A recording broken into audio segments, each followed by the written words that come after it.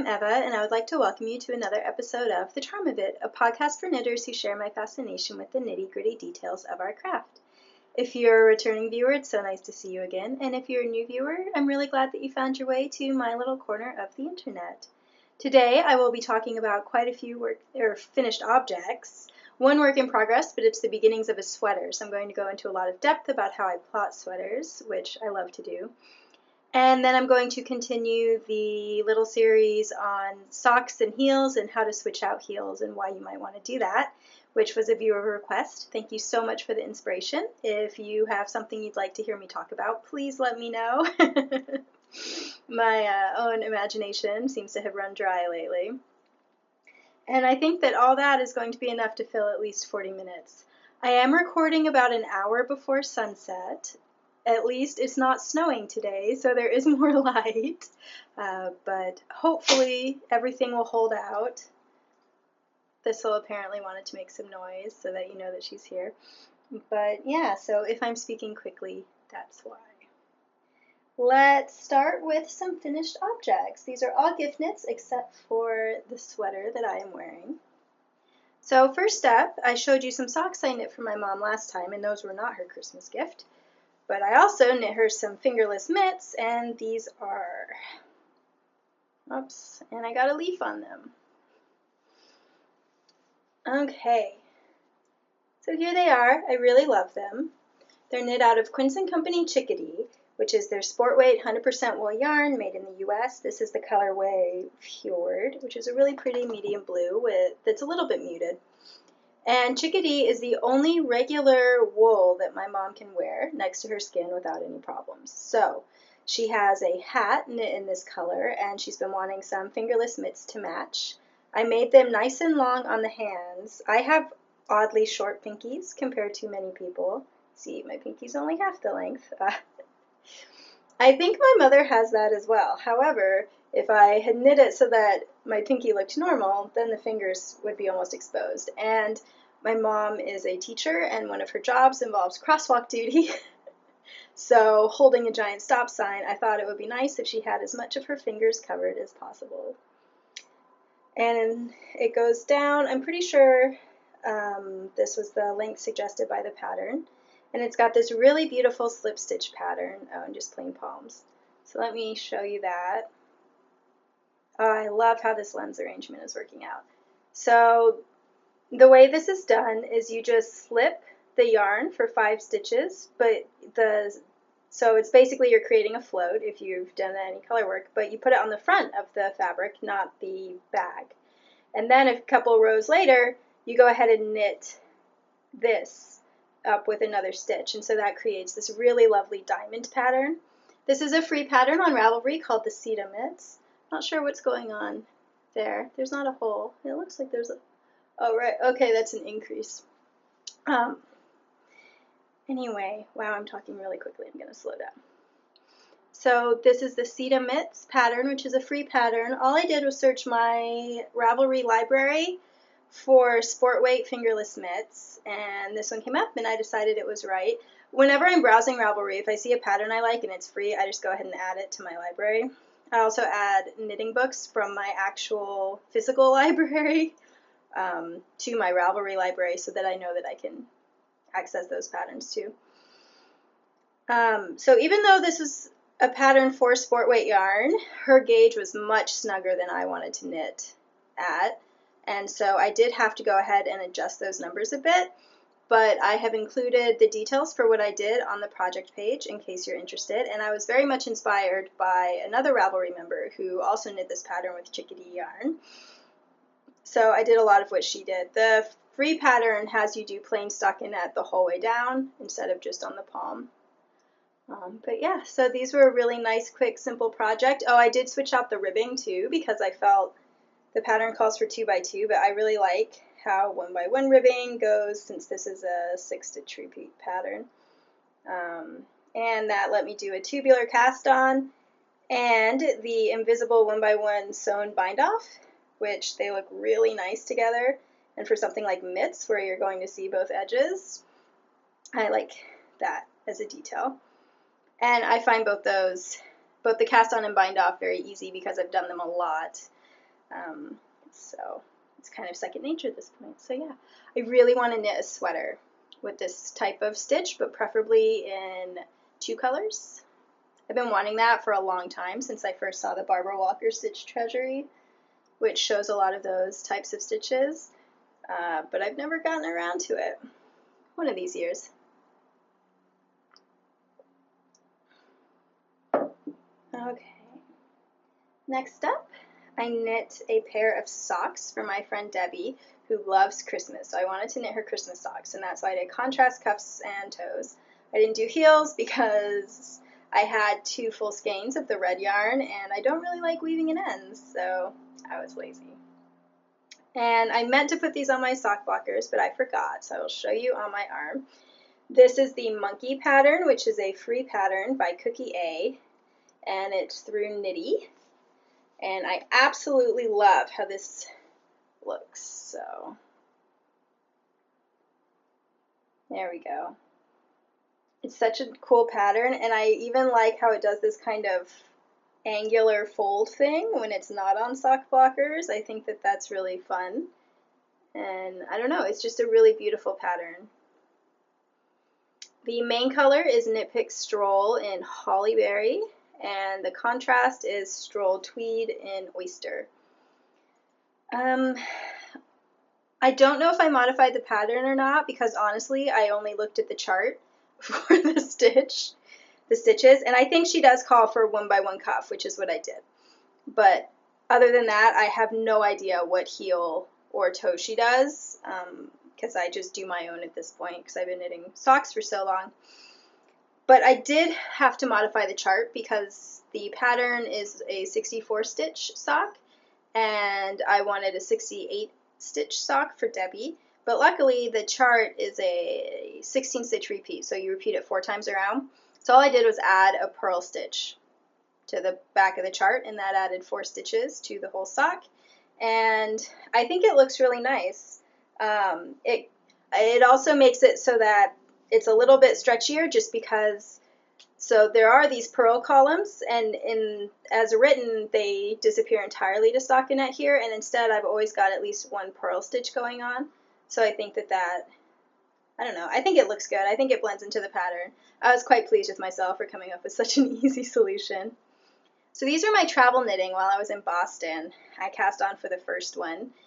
I wasn't sure about the chart at first, but I had read a couple Ravelry members who said it became very intuitive, and I found that as well. Within 1 repeat, I had it memorized, and I didn't have to look at the chart again, and it was a really fun thing to be working on while I traveled. I think I got about this far down on the first sock.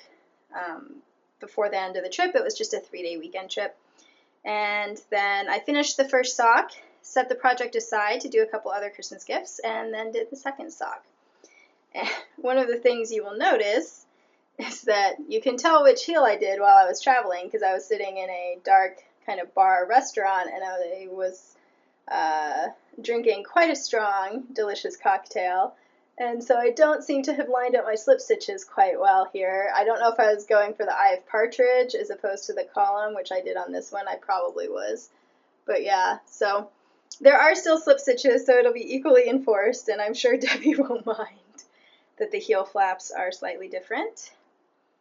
I do, in retrospect, I wish I had switched to the cream yarn a little bit earlier at the end. I'm not sure that this is the most balanced proportion for contrast toes, but I was trying to get the length right on these socks, and I realized that if I did 1 more repeat, then I thought that would be right, but then once I measured it, I realized I was going to have to make the toes quite short. So yeah, in retrospect, I probably would have started the cream here, so I'll have to try to remember that next time. But I still think that they're really fun little, a nod to Christmas, but not so Christmassy that you can't wear them during the rest of winter socks.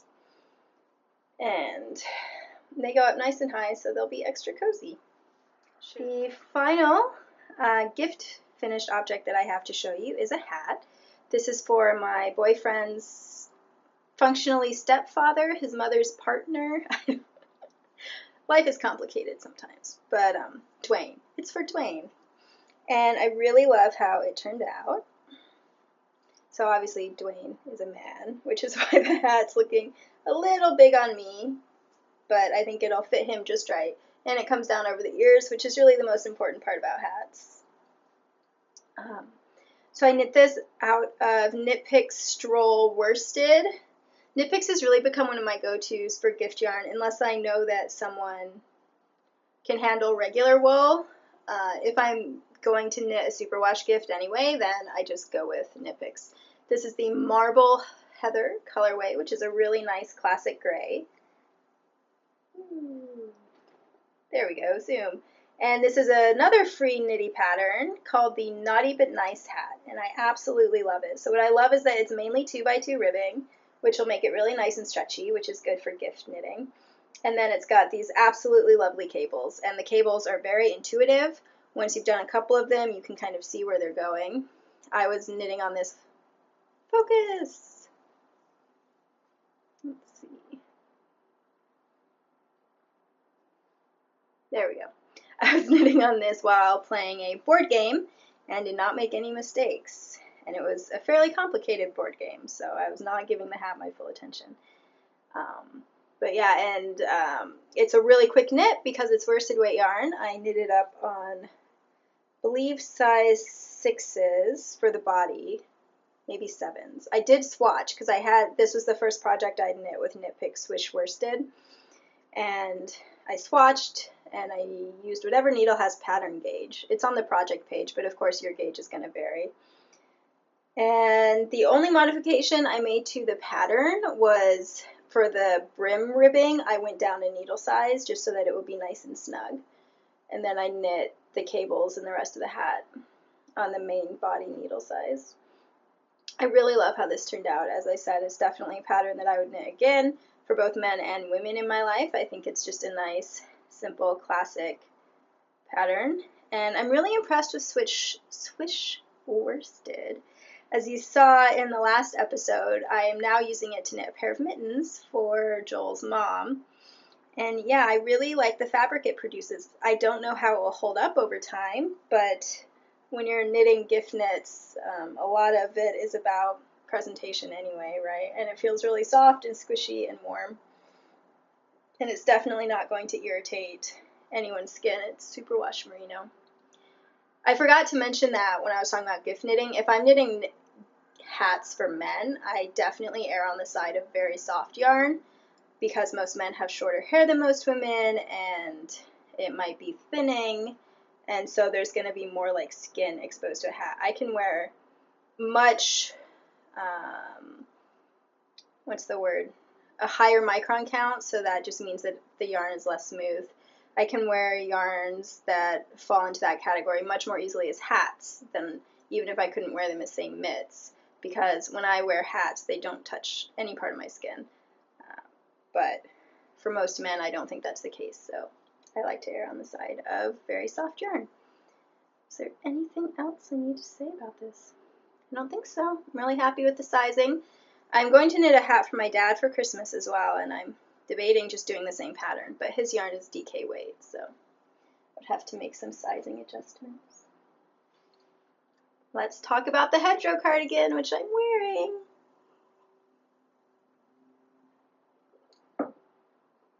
Sorry, that was a very large gulp of tea. I don't know why I took such a big gulp. But yeah, it is finally finished, although if you've been following along with the saga, you will notice that the main part of the diamonds do not have any embroidery.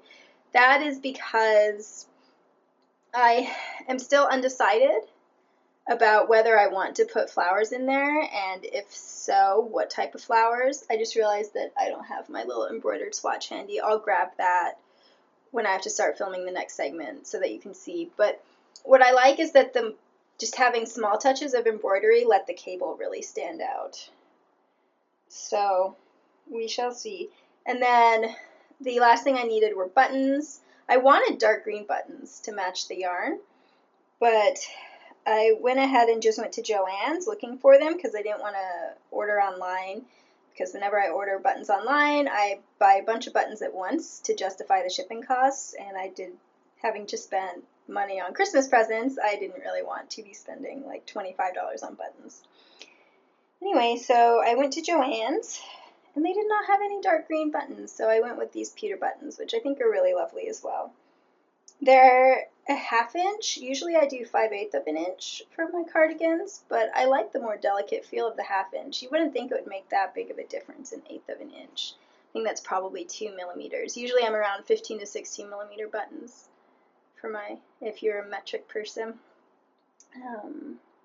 So let's see, 1/2 an inch would be 13 millimeters, I think. So, yeah. And I did have to reknit the sleeves, and you can see I embroidered the cuffs. This same embroidery is also on the waistband of the sweater. I'm going to insert photos so that I'm not awkwardly standing up. But I did not do the elbow patch, and that is because I decided when I was reknitting the sleeves to make them 3/4 length instead of full length, both for yarn purposes because I barely had enough yarn to make them full length when they were too small, and also because I have just found that 3/4 length works really well for indoor wearing, which is where I spend most of my time. And because of that, I thought it would look kind of awkward since the sleeve ends here to have a fairly large elbow patch right there. But I absolutely loved how this cable looked in the elbow patch, the way it made the diamond shape, so I'm going to try to see if I can incorporate that onto a different project. I have forgotten to tell you, this is Quince & Company Finch yarn in the Sage colorway, in case you have not seen it before. And the cardigan is one that I designed myself. This main cable comes from the Japanese Stitch Knitting Bible, although I did modify it to basically make the inside diamonds plainer. And that was so that I could do the embroidery. And the embroidery is inspired by Tyrolean knitting, which is a tradition that combines twisted stitch, cables, and embroidery. Yeah, I love how it turned out, and I can't wait to start wearing it. It's so nice to have another colorful sweater. I've been knitting quite a few neutral sweaters, but it's fun to have a color one. And I don't think I have any other details to talk about. I did end up, so I had been planning to knit the sleeves top down, so I picked up and knit it, but then when it was too tight, I ripped back to the arm, re-knit it, it was still too tight, so then I just pulled the entire sleeves out and knit them my usual way, which is bottom up with just a sleeve cap, and I seamed that in, and that went really smoothly and reminded me that that's the way for me to knit. I knit them flat so that the embroidery would be easy, and just seamed them up as well. Usually I knit sleeves in the round, but I don't mind knitting them flat too. I have found with both this and the last cardigan I finished that I need to go up in needle size when I'm knitting sleeves. I don't know. And my gauge on this is definitely snugger on the finished sweater than the Swatch was, so I think my gauge has tightened up lately, but now I know that, and the sweater still sits really nicely, and I will go ahead and take some full body shots and put them here so that you can see what the rest of it looks like. But yeah, I really love how sweaters sit when there's some cabling right on either side of the button band. I think it makes for a really nice finished shape. And the neckline I start binding off with a neckband when I'm halfway done with the arm side, and that creates the height of kind of crew neck that I really like to wear so that it's right below my collarbones. So I did that for the Witching Hour cardigan too, and just like that one, I added the single crochets along the top and bottom of the button band so that it sits really nicely. Here I can show you. And that is that. You can see that the light is starting to fade, so I'm going to move on to discussing sock heels.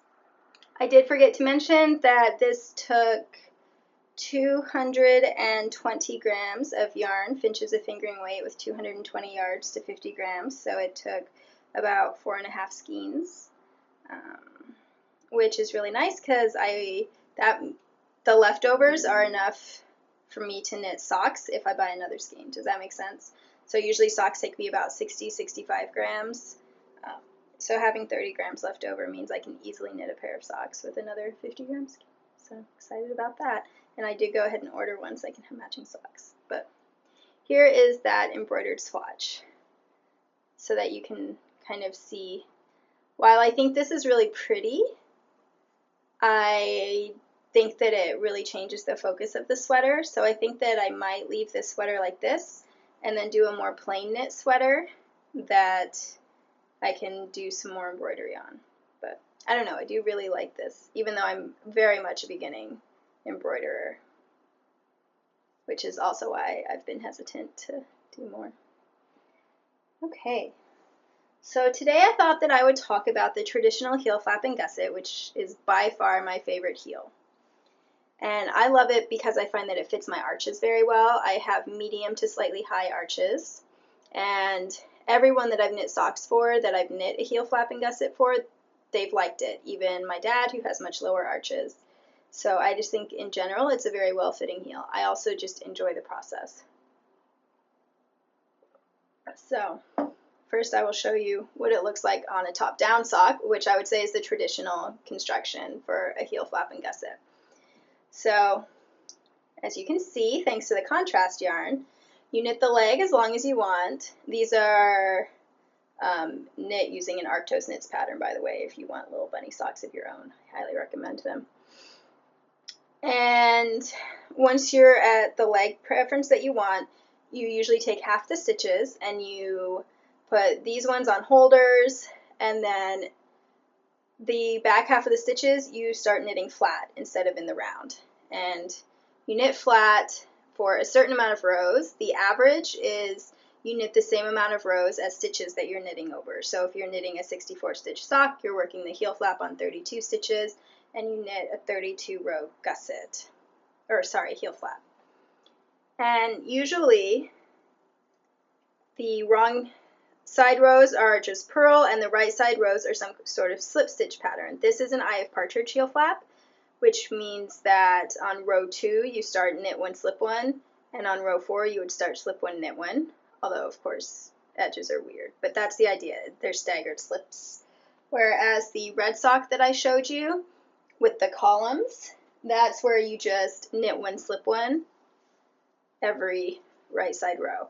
And if you're new to heel flaps, I would highly recommend starting with this one because it's really simple and it's really easy to see if you are on track or not. So once you've knit your heel flap, then you go ahead and you work your heel turn. And that's done using short rows. And the first time you knit one, the directions are going to seem like they're wrong because you knit to a certain point and then you just stop and turn around. But it works, I promise.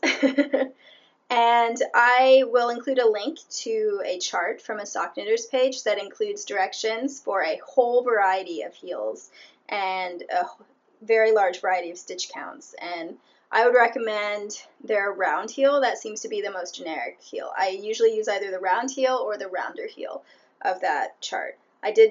So I would recommend starting with one of those two. If your heel is very narrow, do the round. If it's average, I would say go with rounder. And so then, once you have finished your heel turn, you basically have this, and you need to get back to working in the round. So all you do is you take your needle, and you'll be here, and you just start picking up stitches along the gusset. And when you're knitting the gusset, you've slipped all the edge stitches so that you have half as many edge stitches as you do rows, and that makes it really easy to pick up at the correct rate. So you pick up along one heel gusset, then you knit across the front of the sock, then you pick up along the other heel gusset, and then you're joined in the round again. Does that make sense? So you need to pick up here, and these stitches are already live, the heel ones and the front ones. And then you're going to have more stitches than the leg or the foot of the sock requires. So then you start your gusset decreases. And you can see that line of decreases. And all you do is every other row, you want to decrease on, I usually go 1 stitch in from the needle on each side once. So one side you'll be doing knit 2 togethers, one side you'll be doing slip slip knits, or SSKs. And you do that until you're at whatever foot count you want. Usually you do the feet on the same amount of stitches as the leg, but depending on the pattern, you might want more or less. And that is how you knit a heel flap and a gusset from the top down. It's quite straightforward, even though it's a multi-step process. Now, Since I love heel flaps and gussets so much, I also like to do them when I'm doing toe-up socks. And there are ways to do the gusset basically in reverse. So instead of doing decreases, you'll do increases leading up, and then you work the heel, and then you do the leg. But I don't like that because I don't like having to guess where to start the increases. So instead, I follow a tutorial that I found that I will link to. And just for context, sorry, these are knee socks. I don't knit a lot of toe-up socks with contrast heel and toes.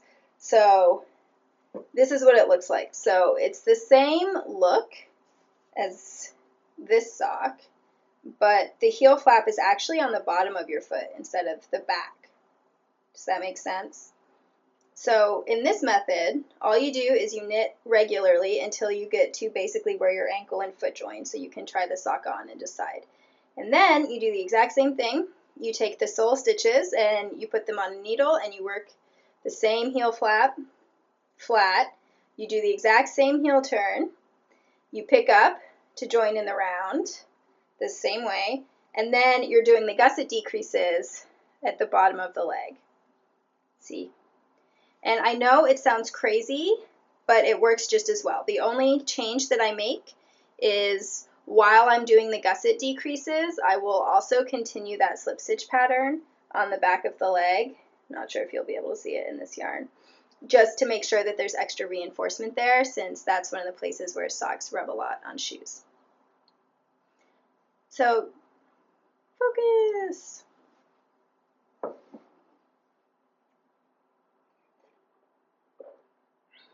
There we go. Still think this lens is the best solution, but let me know if you disagree. So that's the process of how to do a heel flap and gusset. I've told you why I prefer a heel flap and gusset.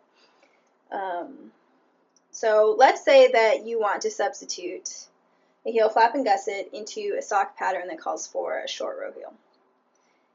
So what you'll do is, if you're doing a pattern sock, if it's a short row heel, the directions probably have you start working in stockinette along the back of the leg, if it's top down, for about an inch before you start the heel. You can ignore those directions. As soon as the pattern says to start doing that, instead stop and start your heel flap. And then do the same process.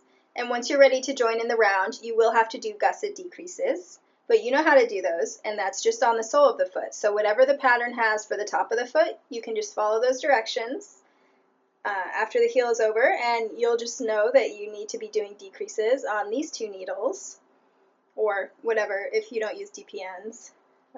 Might be one circular or the back of a magic loop. But yeah, that you just need to be doing gusset decreases until you're at whatever your foot count is. So once again, pretty straightforward to substitute in. Just remember, with heel flaps, do the same amount of rows as stitches that you're working over. That's a really easy shortcut. And you can reference the chart I'm going to link so that you can do your heel turn really simply with those numbers.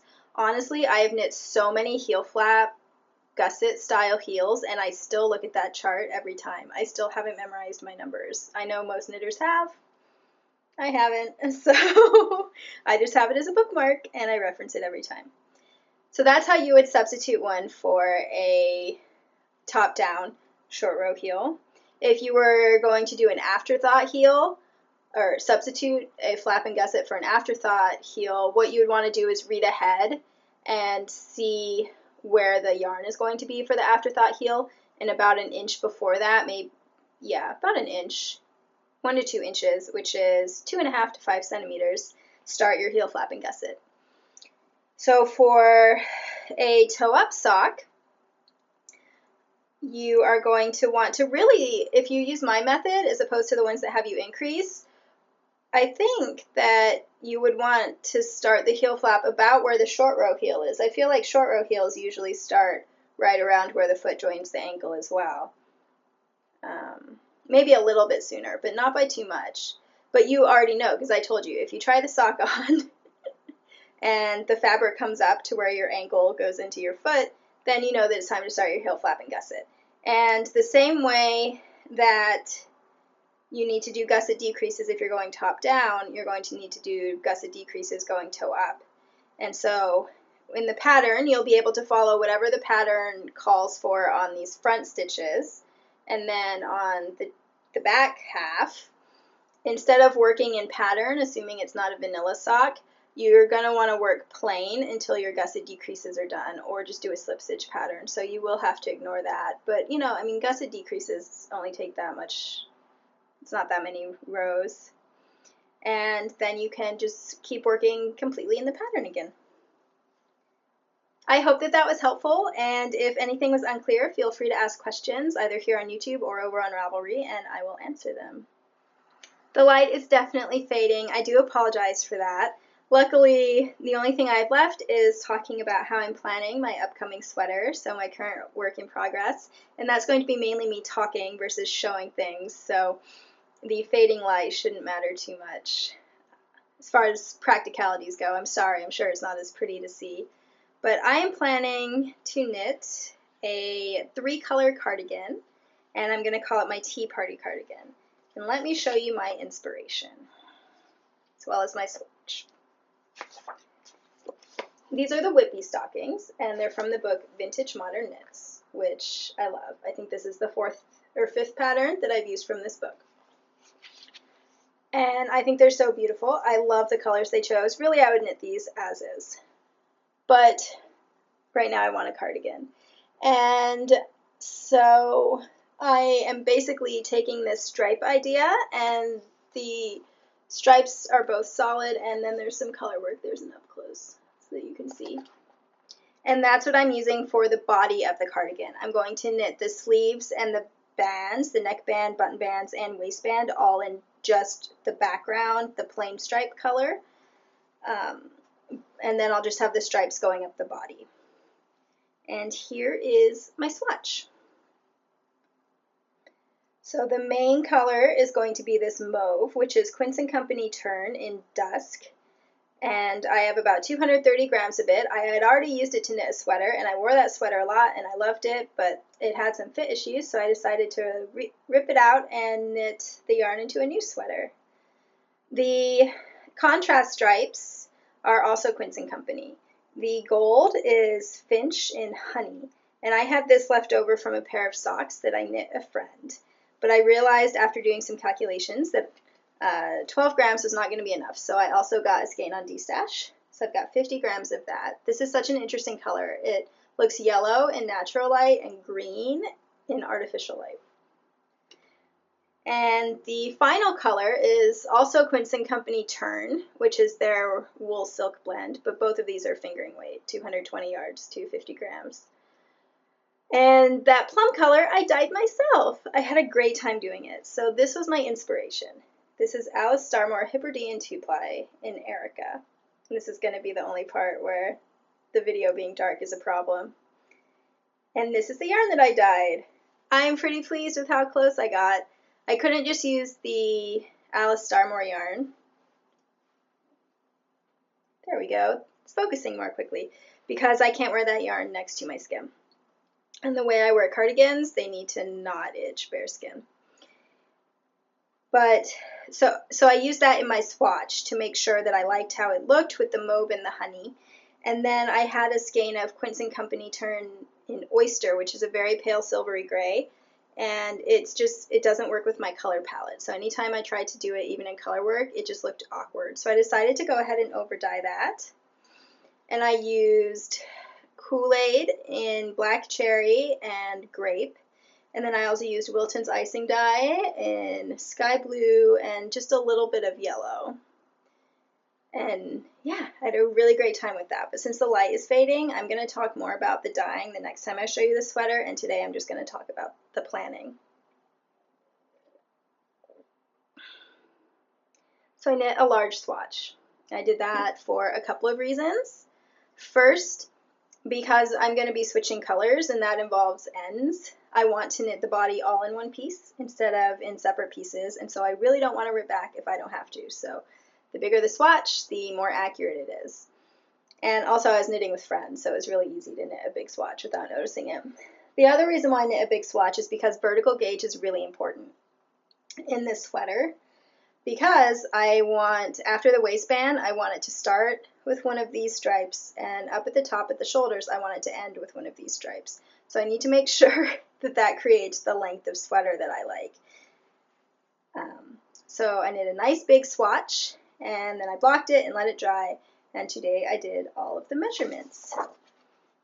So let me show you my little, I do this part on paper, even though generally I just record all my details on Ravelry, but I find it easier to plan with pencil and paper. Okay, so this is my planning page. Just gonna let that be in focus for a minute. So as you can see, the first thing that I do is write down the gauge and the needle size and all that kind of information. And this time I decided to write down how much yarn I started with, just, I don't know, for fun. And then I also draw this little schematic, and I am in no way an artist, but I find it really helpful. And I label the schematic with the vertical measurements on one side and the horizontal measurements on the other side. And once I have that information, I have everything that I need in order to plan my sweater. So in this case, I started with planning the body, and first I planned it horizontally. So I knew that I wanted the bust to be about 36 inches, which will be an inch of positive ease, because I'm currently at a 35-inch bust.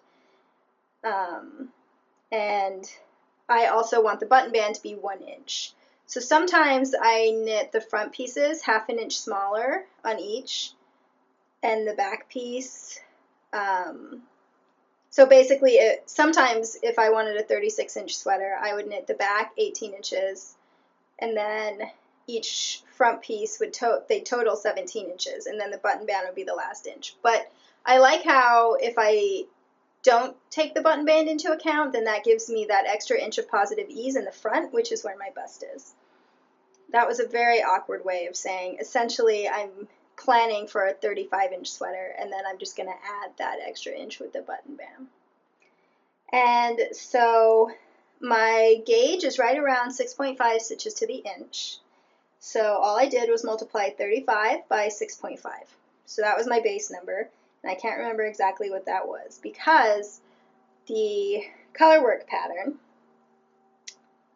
is an 8-stitch repeat. And in order to center it so that it's identical on each side of the button band, it needs to be a multiple of 8 plus 4. And part of why I picked this pattern is because that's a pretty flexible number. So first I multiplied 6.5 times 35 inches, and then I divided that by 8, and I looked at the whole number versus the decimal. And then I multiplied that whole number by 8, added 4, and as long as that was going to be about the same size as the initial stitch count, that's what I came up with. So I came up with 228 stitches, which is 28 repeats of 8 plus 4. Wow, this light is fading quickly. So I knew that that's where I was going to end. I like to knit a very snug waistband, but then I like to immediately have it quite a bit bigger as soon as the ribbing ends. So I knew that I wanted to be around 27 inches above the waistband, so once the color work started. And it just so happened that since the color work is in multiples of 8, I know that I'm going to do my increases, instead of doing them along side seams like this or along the princess seams, I'm going to distribute them evenly right at the beginning and end of each solid stripe so that my color work isn't affected. And so that means that I need to increase by multiples of 8 to keep myself in stitch pattern. And so I found that if I was going to increase in 56 stitches, which is 7 repeats of 8, then that would make for an 8.6 inch difference. This sounds way more complicated than it is. So then I knew that if I was going to have a 36-inch sweater at the bust, and I was going to do all of those increases, and that means I'm going to have a 27.5-inch sweater right above the ribbing. And that works for me. That fits into the way that I want the sweater to fit. And so that stitch count is 172, which is just 228 minus 56. So that will be 21 repeats of the 8 stitches plus 4. So then I had those numbers for the horizontal, and then I needed to work out the vertical aspect of this, which you don't always need to do. It depends on what type of pattern you're doing. This one required some vertical thinking too, but less because it stopped at the neckband. So as knit, I knit this so that these were 12 row stripes and these are 11 row stripes. Oh, the light. And when I added that together, that means each repeat is right around 2.5 inches. It's 2.6.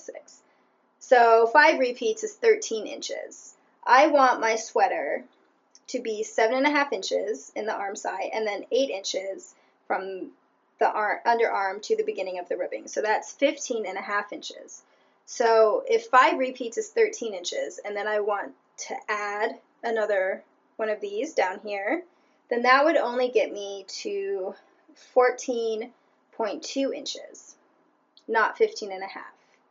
So what I did was I took the difference, which is 1.3 inches, and I divided that by my gauge, and I multiplied it by my gauge, which is 8.4 rows per inch, and essentially I needed to add 10 rows. And that worked out beautifully because I'm going to have 5 of these plain stripes. So all I have to do is, instead of knitting these at 12 rows, I'm going to knit 14 rows in the plain stripes. And that should get me to 15.5 inches. So now I have my vertical and my horizontal plans worked out for the body of the sweater. So then I just needed to do my waistband. I usually aim for the waistband to be around 23 inches. That's a lot. That's negative ease, but that's just what I like to do. So I just multiplied that by my stitch gauge, and I'm at 143 stitches for the waistband. Because I like to do a deep 3-inch waistband, and the smallest part of my waist is not that deep, instead of changing the stitch count, I changed the needle size. So I cast on with the same needles as the body size, and then I gradually get tighter. And I tried that for the first time when I was knitting the Audrey and Unst cardigan, and it worked really well. So I don't have to do any more math. I just have to remember to change my needle size. About every inch is what I usually do. So I'll start at a 4, then I'll go to a 3, and then I'll go to a 2. These are US sizes. Sorry, I don't know needle millimeters. And the only other thing I have to remember is to add 2 stitches for a selvage. And that is so that when I pick up for the button bands, you always lose a stitch when you're picking up. And that's all the sweater plotting that I've done so far. I don't plan the entire sweater in advance. I just plan as much as I need to knit the next big chunk. So once I get to the arm side, then I'll figure out what to do for those decreases and plan the neckband. I'm going to let you go because it's getting really dark. It still doesn't look that dark outside, but the camera clearly has almost none light left to record. I apologize for not being able to start this earlier, but I really wanted to get this recorded while all this sweater geekery was still fresh in my mind. So I am off to wind up my skein of honey and get this sweater started. I hope that you enjoyed this episode. As always, I loved talking with you, and I can't wait to see you again. In the meantime, happy knitting.